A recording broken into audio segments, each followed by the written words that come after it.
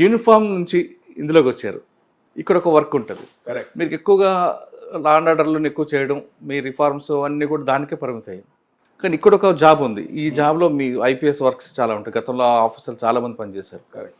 ముఖ్యంగా తీసుకుంటే తెలంగాణలో ఇప్పుడు వడ్లు కొనుగోలు మొత్తం దేశం మొత్తమే తీసుకుంటే తెలంగాణ ఒక రోల్ మోడల్గా తయారైంది. కరెక్ట్. దానికి మీరు తీసుకున్న అచీవ్మెంట్ ఏంటి, మీరు తీసుకున్న రూల్స్ ఎలాగ ఉన్నాయి, దాంట్లో జరుగుతున్న వర్క్ ఎలా జరుగుతుంది, రిఫార్మ్స్ ఎలాగ వస్తుంది, ముఖ్యంగా తీసుకుంటే ఆ రిఫార్మ్స్ అనొచ్చా రెవల్యూషన్ అనొచ్చా అనేది మీ ఇంటర్వ్యూలో చెప్పాల్సి వస్తుంది. అంటే ఎక్కువగా చూస్తుంటే రైతుల మీద ఆధారపడి ఉంటారు. రైతే మహారాజు అనేది మన తెలంగాణ గవర్నమెంట్ కూడా ఎక్కువగా దీని మీద ఎక్కువ ఫోకస్ పడుతుంది. లా అండ్ ఆర్డర్ కన్నా రైతుల మీద ఎక్కువగా వాళ్ళ భరోసా కోసం వాళ్ళు చేస్తారు. రైతులు మీరు ఇటీవల కాలం జిల్లాలు తిరిగి వచ్చారు.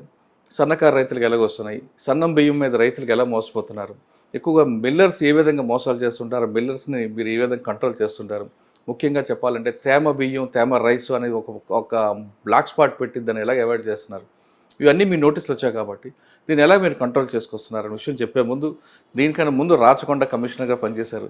అక్కడ మీకు మెమరబుల్ కేసు ఒకటి చెప్పండి. చెప్పిన తర్వాత సివిల్ సప్లైస్ కదా. రాచకొండ కమిషనర్ సుమారుగా నేను ఒక సంవత్సరానికి పనిచేసాము. చాలా కేసెస్ ఉన్నాయి మెమొరబుల్లో ఉన్నటువంటి. ఒకటి అయితే అక్కడ ఐపీఎల్ జరుగుతూ ఉంటాయి. ఆ ఐపీఎల్ ఈసారి ఆల్మోస్ట్ ఎలక్షన్కి దగ్గరేగా వచ్చాయి. సో అది కొద్దిగా ఒక పెద్ద ఛాలెంజ్ వచ్చింది. బట్ ఈసారి దాంట్లో మనము ట్రాఫిక్ పరంగా, పార్కింగ్ పరంగా మీరు ఎవరితో కనుక్కోండి, తర్వాత సీటింగ్ పరంగా ఒక పూర్తిగా ఒక బందోబస్తు స్కీమ్లో మార్పు తీసుకురావడం జరిగింది. సో ఇనీషియల్గా నేను కూడా మార్పు వచ్చేస్తే దాంట్లో ప్రజల్లో ఎంత ఫీడ్బ్యాక్ వస్తుంది అనుకోలేదు. But there was lot of positive feedback. దాంట్లో నేను ఒక హాస్పిటల్లో జస్ట్ రెగ్యులర్ చెకప్కి వెళ్తే ఆ హాస్పిటల్ ఎండి గారు చెప్పారు, బికాజ్ అంతకుముందు జామ్ ఉండేవి, పార్కింగ్లో తిరగడం ఉండేది, తర్వాత ఉపద్రవం లోపల. ఈ టీం రెండు పర్టికులర్లీ ఇండియా పాకిస్తాన్ టీం ఉంటే మీకు తెలుసు. ఈవెన్ ఐపీఎల్లో కూడా ఒకరొకరికి సపోర్ట్ చేస్తున్నారు. సో ఎవ్వరు కూడా అల్లరి జరగకుండా, ఎలాంటి కూడా జరగకుండా అది విజయవంతంగా జరిగింది. మరియు ఎలక్షన్ జరిగింది, మీ అందరికీ తెలిసిన విషయం. అక్కడ కూడా ఏ మాత్రం మన రాచకొండ పోలీస్ మీద ఒక చిన్న కమెంట్ కూడా రాలేదు.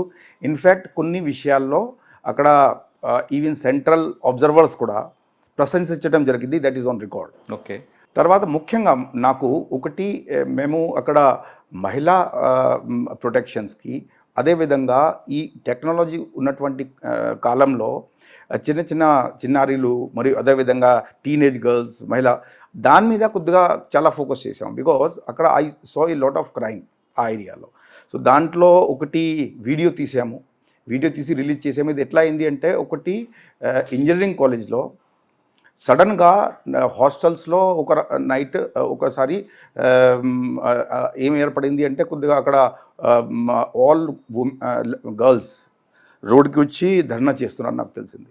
చేస్తే క్లుప్తంగానే చెప్తాము ఏంటి అంటే, వాళ్ళందరికీ లీక్ అవ్వడం వలన photos and all that, and ఒక అమ్మాయికి మార్ఫింగ్ అయిపోయింది.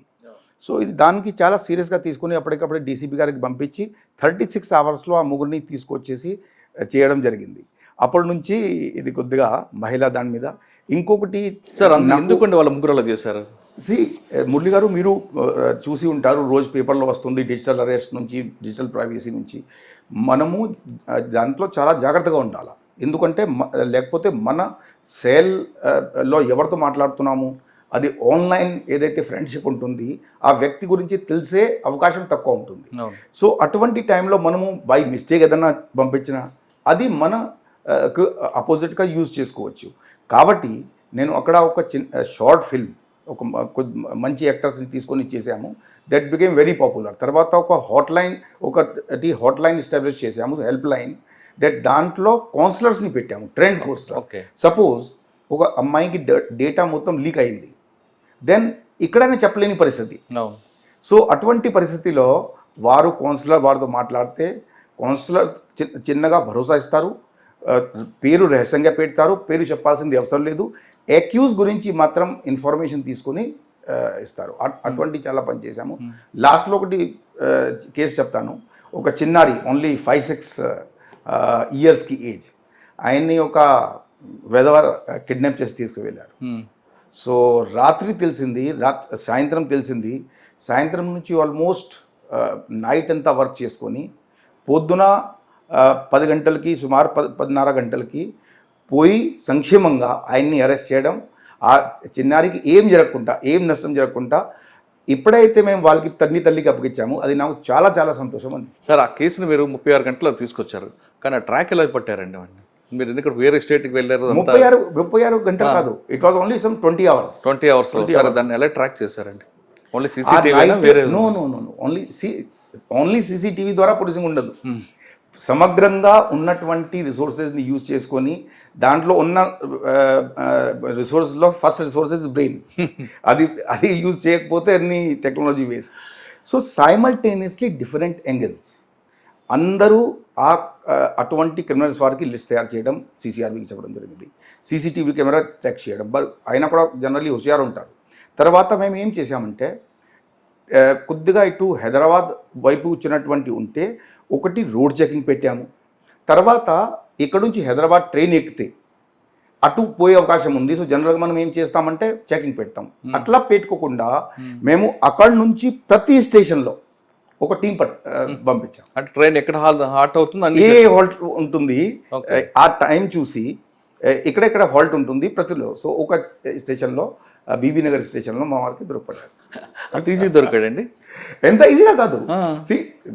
దాని గురించి one team was getting all the information. దాంట్లో ఈ వ్యక్తి మీద కొద్దిగా అనుమానం వచ్చింది, తన ఫోటో అందరికీ సర్క్యులేట్ చేశాము. తర్వాత ఇక్కడ నుంచి అవుట్ గోయింగ్ అన్ని రోడ్ బ్లాక్ చేసి పోలీస్ చెకింగ్ చేశాము.